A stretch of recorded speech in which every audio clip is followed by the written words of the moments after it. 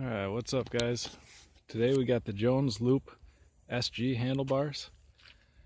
Not as heavy as a Surly Malacos. It's got a pretty good amount more back sweep. And instead of the bars in the front, you got a loop. So I did notice that the paint or the sticker or whatever that is to line your stem up is way off by close to about a ½ inch. So I just measured from side to side on how it to equal it out, center it. But a very comfortable bar. It's got a decent amount of back sweep to it. It doesn't look as terrible in person.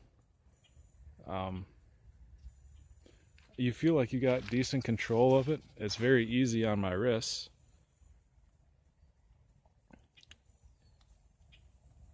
But I'm just not quite sure. I'm just kind of having a all-around bike setup conundrum. But otherwise, great bar, great control. I haven't ridden it on any single track or mountain biking. I'm just doing kind of gravel trails and paths right now.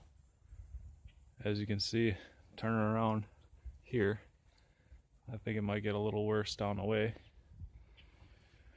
But just out for a stroll, trying out the new handlebars.